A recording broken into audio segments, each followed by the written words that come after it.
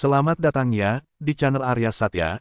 Video ini sebuah alur cerita novel audio, yang berjudul Si Iblis Kecil Wu Chen. Ikuti aja ceritanya, semoga terhibur. Terima kasih. Bab 53, kami tidak mungkin melakukan hal keji seperti itu Kaisar, balas Lang Jia dan Biao Husraya menunduk memberi hormat pada Kaisar. Mereka dengan perasaan terpaksa, melanggar kesepakatan dengan Fu Yun. Jika tidak, Sekte Pedang Dewa yang akan menjadi sasaran dari kemarahan Kaisar.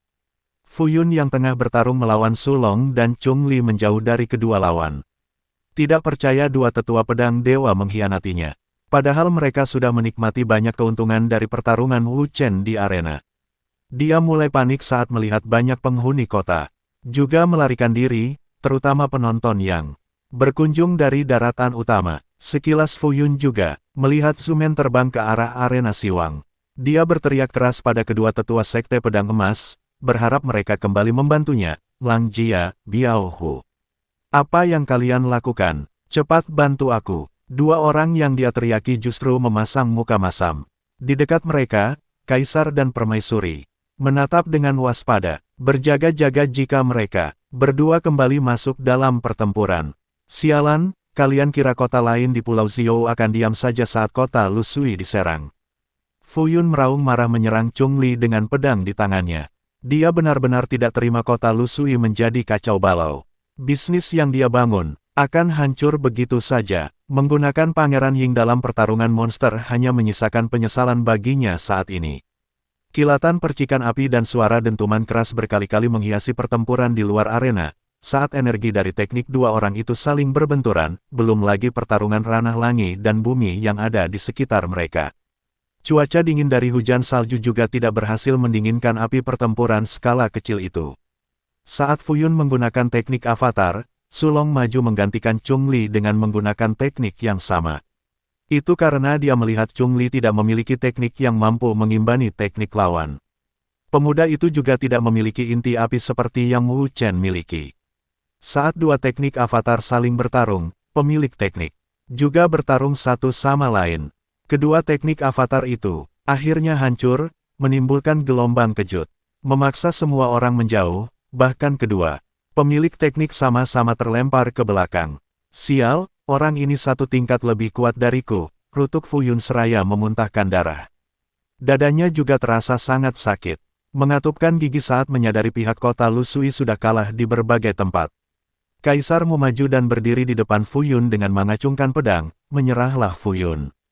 Kami kemari hanya untuk membawa Pangeran Ying. Kita sudahi sampai di sini. Kami juga tidak berniat menghancurkan kota Lusui, ucap Kaisar terdengar. Tenang, Kaisar tidak ingin melanjutkan pertempuran di Pulau Zhou. Dia sebisa mungkin ingin mengurangi kematian orang-orang kuat. Ingatan dari perkata Anda, Yuan masih menghantuinya. Walau dia tidak tahu kapan perang yang akan sulit mereka menangkan. Mungkin saja akan terjadi. Memikirkan itu saja sudah membuat kepalanya sakit, sementara mereka terus bertarung satu sama lain untuk menghancurkan. Fu Yun berbicara dengan sinis menjawab perkataan. Kaisarmu, kau memang seorang kaisar, tapi di sini kau tidak memiliki kekuasaan. Kau tidak layak memerintahku. Mu Ang menggeleng dengan kekecewaan saat menyadari jika pria di hadapannya adalah seorang yang keras kepala. Namun dia memahami perasaannya. Tempat yang dibangun selama belasan tahun, hancur hanya dalam waktu satu hari.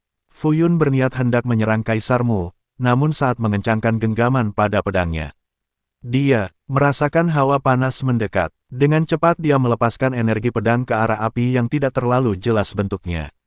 Terpaksa dia menahan serangan dadakan itu dengan tebasan energi pedang. Blar, Fu Yun dengan kesal menatap Wu Chen yang mengambang di udara bersama Yu Yang. Pemuda berambut putih itu sudah mengenakan pakaian baru yang selama ini dia simpan di cincin yang tidak bisa dilihat oleh orang lain. Pemuda itu melemparkan tubuh seorang pria yang jatuh di kaki Fu Yun. Ziwei, seru Fu Yun yang tentu saja mengenali bawahan setianya. Orang yang mengawasi dan menjaga para monster iblis di kurungan. Maaf Master, semua monster sudah dilepaskan oleh bocah iblis itu. Kami tidak bisa berbuat apa-apa menghadapi mereka berdua. Suara Ziwei terdengar sangat lemah. Setelah berbicara dia langsung tergolek pingsan. Napas Fu Yun menjadi berat setelah mendengar informasi dari Ziwei. Terlebih lagi saat melihat sekumpulan monster iblis keluar dari puncak bangunan arena Siwang. Mereka berhamburan ke berbagai arah, melarikan diri untuk bertahan hidup layaknya manusia yang takut pada kematian. Chungli yang melihat sahabatnya langsung terbang mendekat, "Syukurlah kau baik-baik saja Chen, maaf jika kau harus menunggu terlalu lama." Wu Chen tersenyum melihat raut cemas dari temannya itu, dia merasa terharu melihat ketulusannya. "Aku juga senang mengetahui kalian baik-baik saja," jawab Wu Chen dengan perasaan haru. Tapi Wu Chen juga merasa khawatir dengan aura monster yang terpancar dari teman-temannya. Terutama Chungli yang terlihat memiliki tanda di dahinya. Ada 3 sisik kecil di kening temannya itu. Dia ingin bertanya, tapi ucapan Chungli berikutnya membuat dia tertawa. "Iblis kecil. Kau bau sekali," ucap Chungli dengan menutup hidung saat berbicara.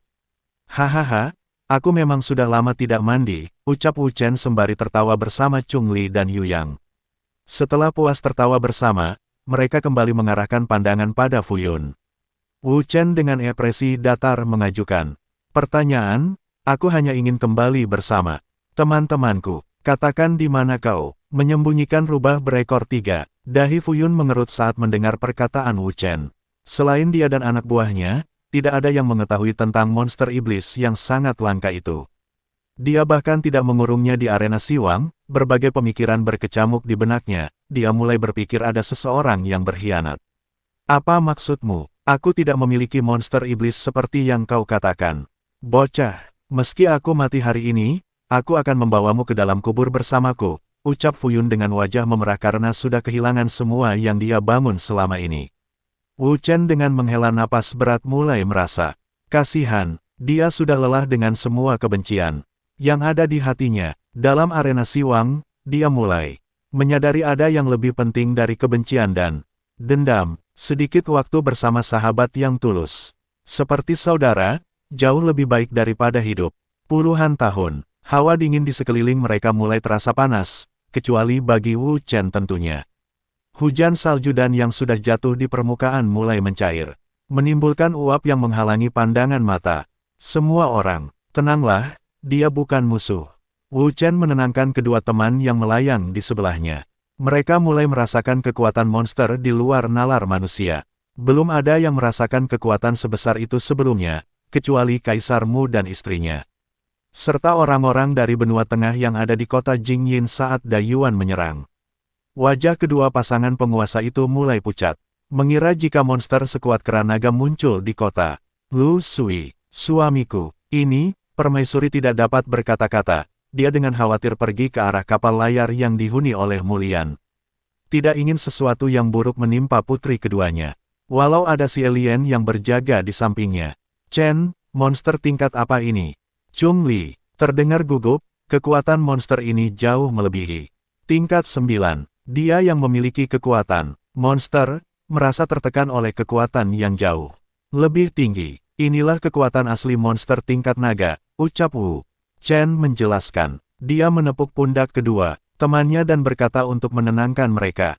"Walau caranya tidak menyenangkan, dia sedikit membantuku di dalam sana." Meski tidak paham maksud Wu Chen, Chungli dan Yu yang tidak meragukannya sedikit pun. Mereka mengangguk tanda mengerti. Beberapa detik kemudian, dalam kabut putih terdengar suara pertarungan. Tidak lama terdengar suara erangan kesakitan dari Fu Yun. Suara gedebuk keras juga terdengar saat tubuh Fu Yun menghempas tanah. Suasana hening cukup lama, semua orang semakin gugup. Saat pandangan mereka mulai jelas, Fu Yun sudah mati dengan tubuh terbakar. Tidak ada seorang pun yang berdiri di dekatnya.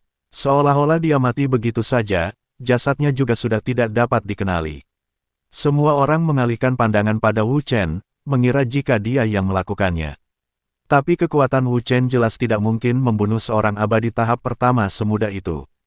Kehilangan orang terkuat di kota Lu Sui, memaksa penduduk kota yang sudah kelelahan menjatuhkan senjata. Mereka menyerah karena sudah tidak memiliki harapan untuk menang. Semua orang mulai bertanya-tanya apa yang sebenarnya terjadi. Tidak ada yang dapat melihat pertarungan Fu Yun dan monster yang mereka rasakan.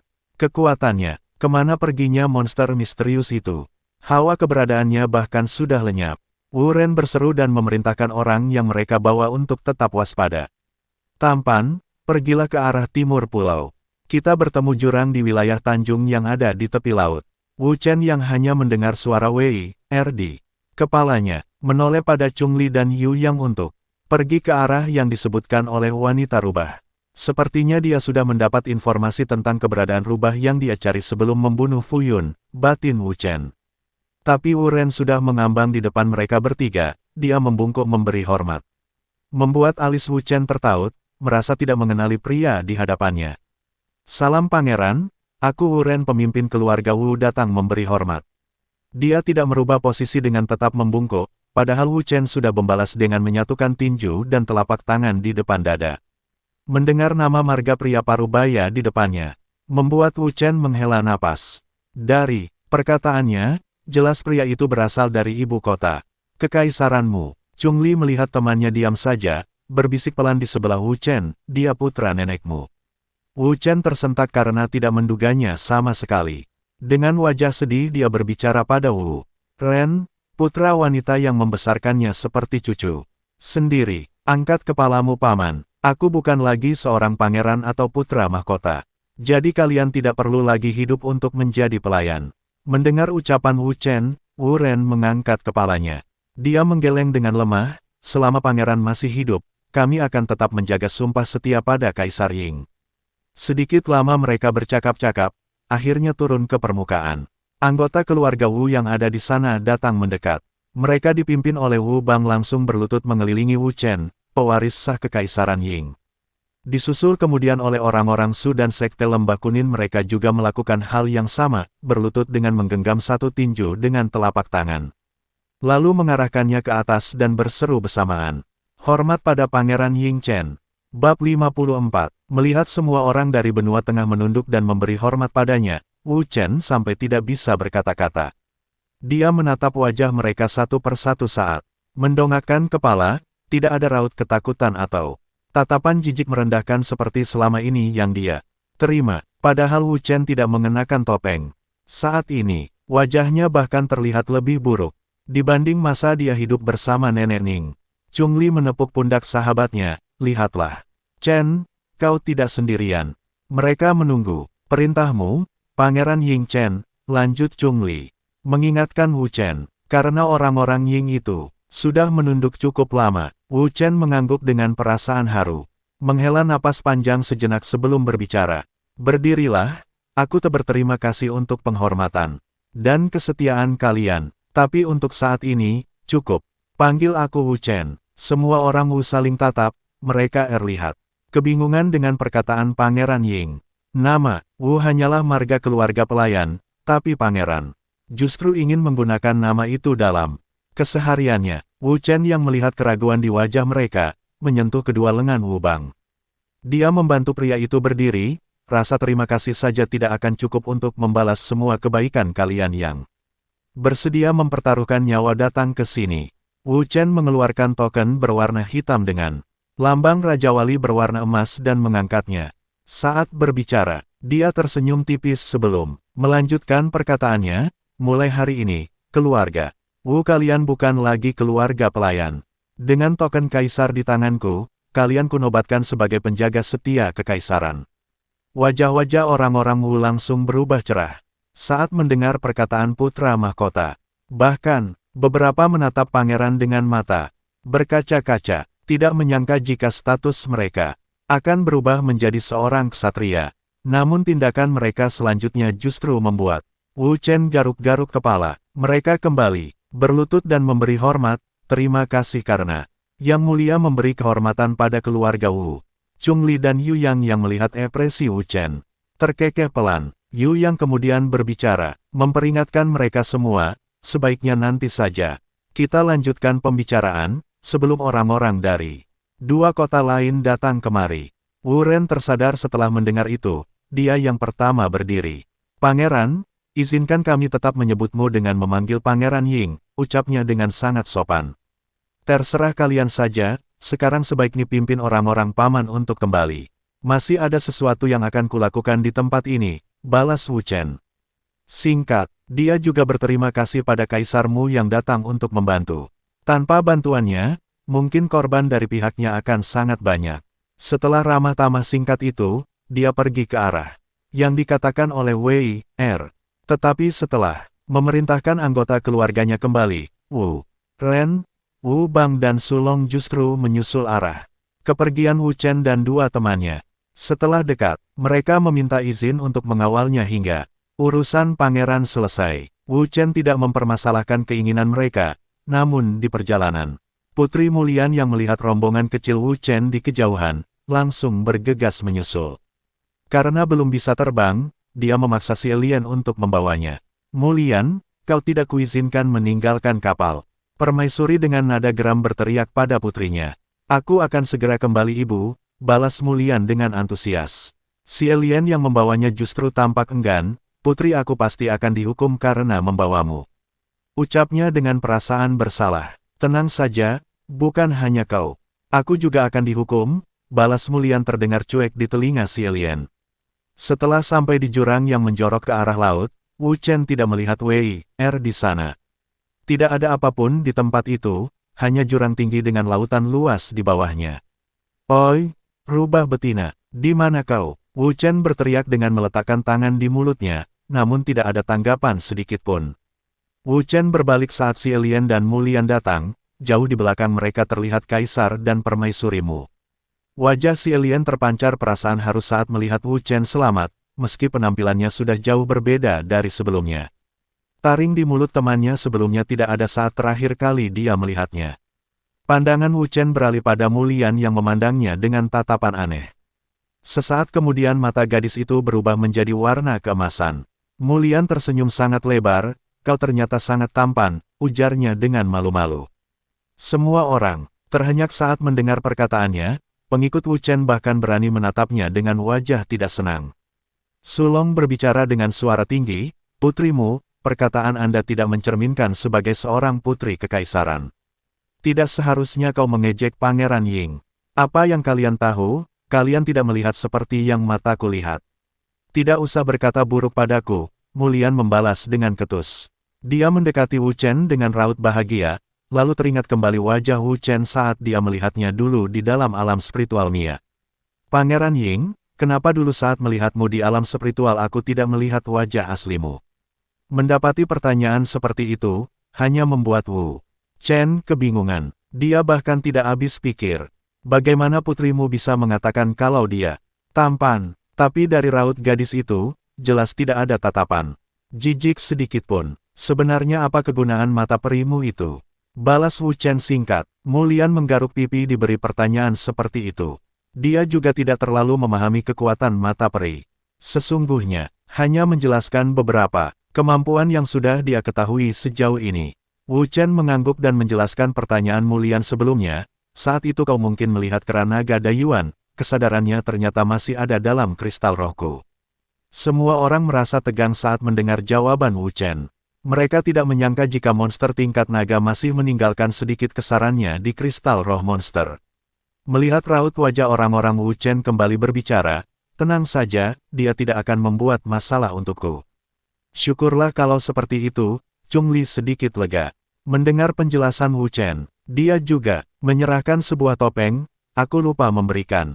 Ini padamu, terimalah. Wu Chen dengan senang hati langsung meraih topeng pemberian Chung Li dan langsung memakainya.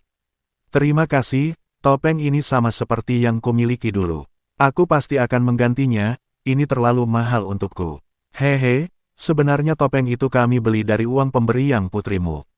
Sebaiknya kau berterima kasih padanya, balas Chung Li dengan terkekeh sungkan, dia memandang laut lepas yang ada di bawah jurang, siapa rubah betina yang kau panggil tadi?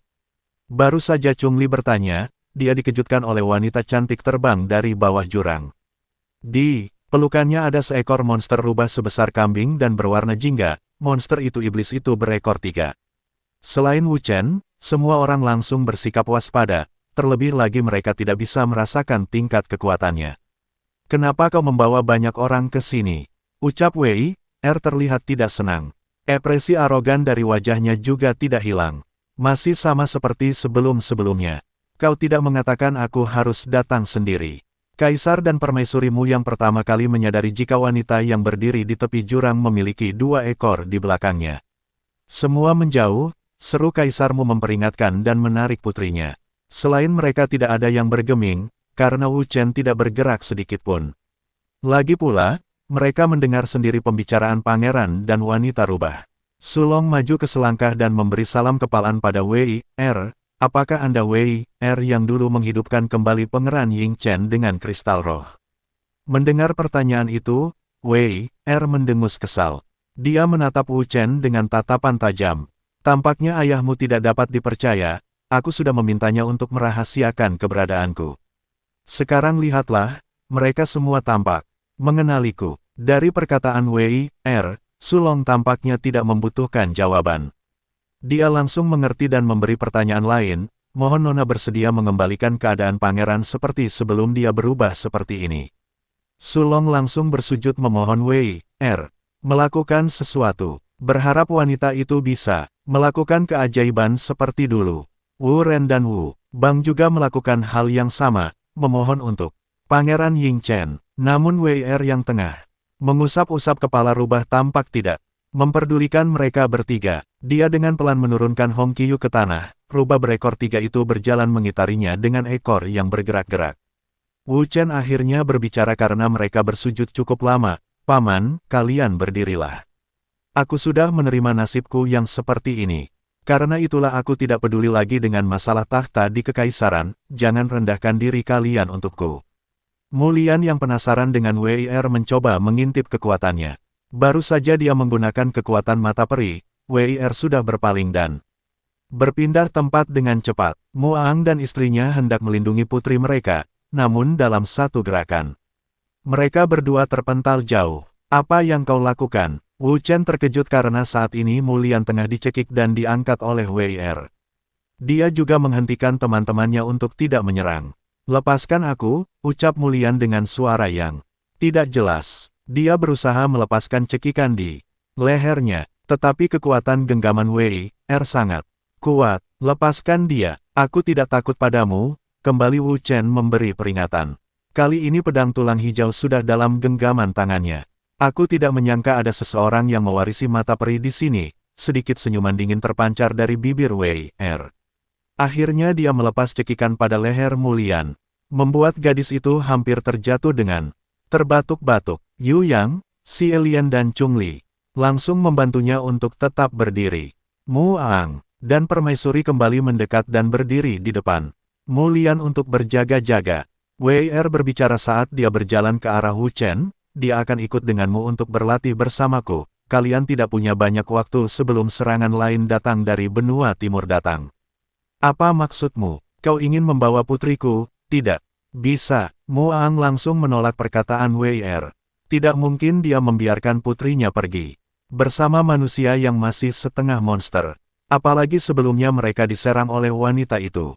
Bagi Mu Ang, dari sisi manapun wanita yang menyelamatkan Pangeran Ying saat bayi, tidak bisa dipercaya. Dia sangat misterius, entah rencana apa yang sedang dia bangun saat ini. Gadis kecil ini memiliki kekuatan yang bisa membuat gentar orang-orang benua timur. Tapi kalian justru menyia-nyiakan potensinya. Lihat saja kultivasinya hanya raja tingkat 7, sungguh mengecewakan. Kau mengetahui kekuatan mata peri? Tanya Mulian dengan antusias, dia sepertinya sudah lupa peristiwa yang terjadi beberapa saat sebelumnya. Kenapa? Kalau kau ingin tahu lebih banyak dengan kekuatan mata peri, ikutlah bersamaku. Aku tidak keberatan melatihmu dan bocah tampan, jawab Wei Er dengan sikap acuh mengelus dagu Wu Chen. Membuat pemuda itu sangat risih. Mulian juga terlihat tidak senang, dia juga terperangah melihat sikap Wu Chen dalam. Pandangannya seolah menerima diperlakukan seperti, seingatku aku tidak pernah menyetujui rencana untuk berlatih bersamamu. Balas Wu Chen dengan kesal menepis jari Wei Er di dagunya. Aku tidak memintamu untuk ikut, tapi kau tetap harus berlatih bersamaku. Apa kau tidak senang berada di samping wanita cantik sepertiku?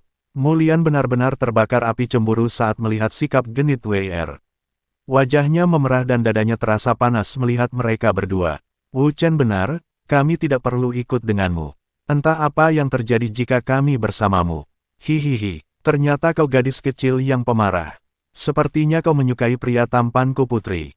Wei Er mengejek dengan menggandeng lengan Wu Chen. Secara paksa, pemuda itu tidak bisa melepasan. Lengannya dari genggaman Wei Er. Kau, ucap Mulian ingin memukul Wei Er yang terlihat bersikap manja memeluk lengan Wu Chen, beruntung Muang menahan gadis itu. Apa yang kau pikirkan? Jangan membuat masalah. Dengan iblis ini sebelum kita yakin bisa mengalahkannya, bisik Kaisar di telinga putrinya. Terima kasih, dan nantikan bab berikutnya esok hari. Salam bahagia dan selamat beraktivitas.